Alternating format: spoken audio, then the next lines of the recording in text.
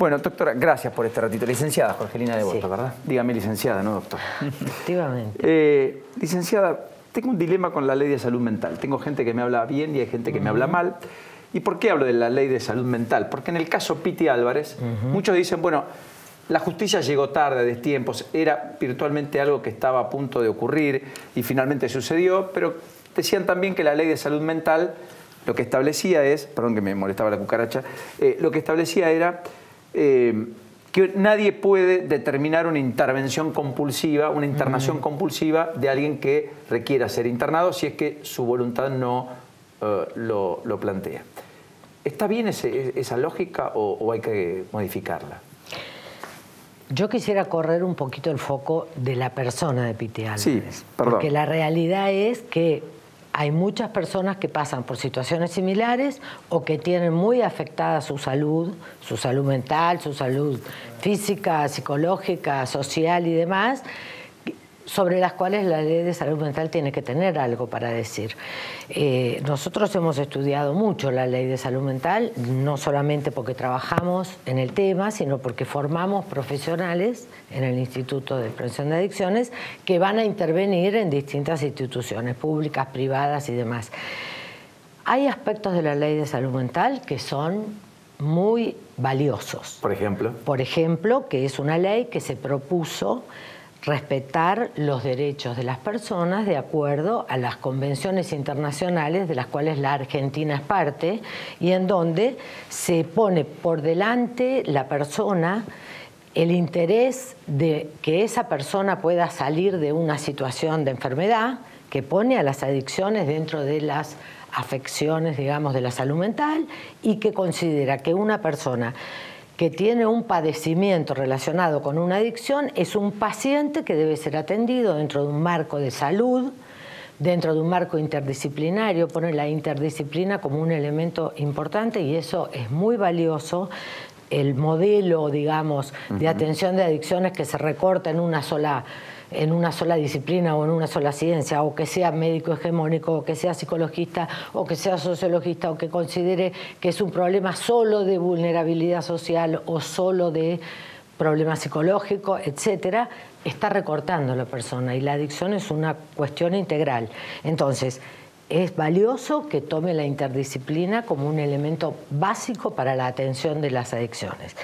También es valioso que se preocupe porque el Estado provea la atención necesaria a aquellos pacientes. Ahora, hay algunos aspectos que sí son discutibles. Nosotros en el OPRENAR, en el Observatorio de Prevención de Narcotráfico, en una comisión que armamos de tratamiento de adicciones, analizamos un grupo grande de personas que trabajan en la temática, cuáles eran las modificaciones posibles y de hecho en un momento en el Ministerio de Salud la Dirección de Salud Mental y Adicciones trabajó sobre algunos aspectos modificables.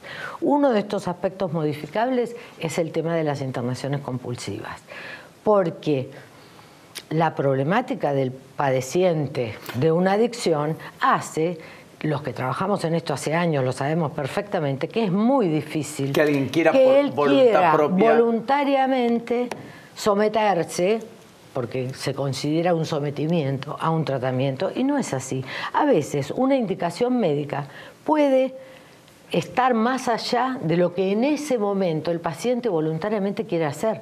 Entonces, debería haber más facilitada, no es que no exista ninguna posibilidad, pero hay que recurrir a un juez, hay que hacer toda una evaluación, que a veces el paciente ahí se escurre y en el tiempo que lo convencemos que vale la pena internarlo, lo perdemos como paciente y a veces pierde la vida. Exactamente, porque ahí lo que digo es, el problema es el paciente per se, por sí mismo, pero al mismo tiempo para el resto de la sociedad, porque estamos hablando de alguien que puede atentar contra otro, pero alguien que puede atentar contra sí mismo. Bueno, hay un término legal que se habla de peligrosidad para sí o para terceros. En realidad, la persona que ha llegado al límite de su enfermedad, digamos al adicto propiamente dicho, que es dependiente, que no puede estar sin consumir, que ha alterado su psiquis, que ha alterado su personalidad, obviamente, y lo vemos en tantos ejemplos, una cuestión neurobiológica grave, esa persona tiene pocas posibilidades de decidir y también tiene pocas posibilidades de medir su propia peligrosidad para sí mismo o para otros. Y son muchas veces las familias... Tiene una inconexión con la realidad, básicamente. Exactamente, son muchas veces las familias las que piden la intervención. De todas maneras, hay otro tema, y es que cuando la persona no está en un estado tan grave, sin embargo, la familia o una persona cercana lo convence de alguna manera de acceder a una consulta. Pero cuando a esa persona se la evalúa que es necesario internarla, tiene que dar su consentimiento.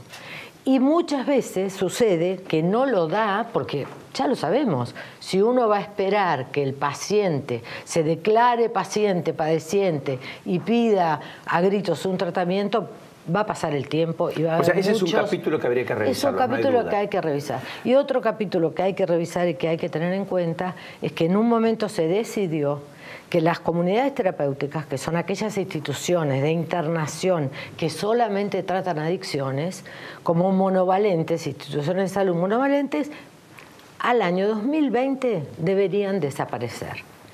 Los organismos públicos, la salud pública debería absorber esa inmensa demanda de gente que hoy en día está tratada por fundaciones, por ONGs.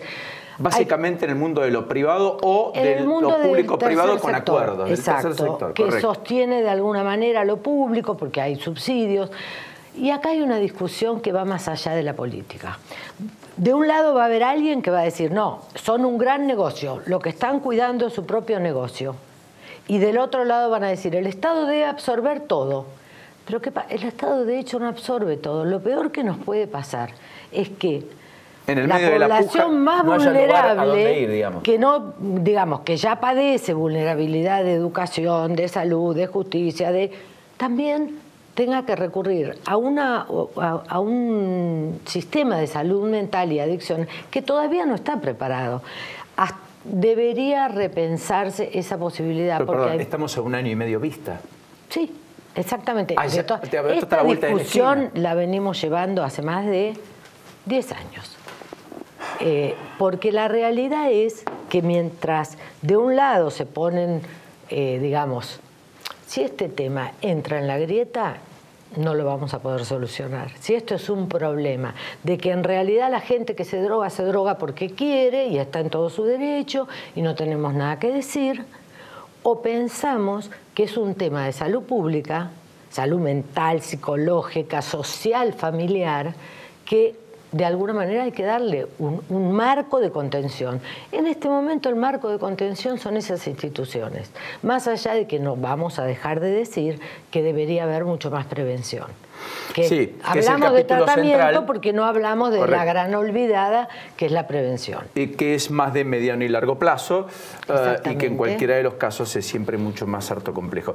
No soy licenciada, el placer que me ha dado poder tener estos minutos tan enriquecedores sobre un aspecto muy poco visibilizado, que es el instrumento con el cual la justicia y los resortes del Estado pueden intervenir para saquemos Piti, pongamos quien sea, interactúen todo el tiempo con el mundo del delito y puedan producir tragedias cotidianas.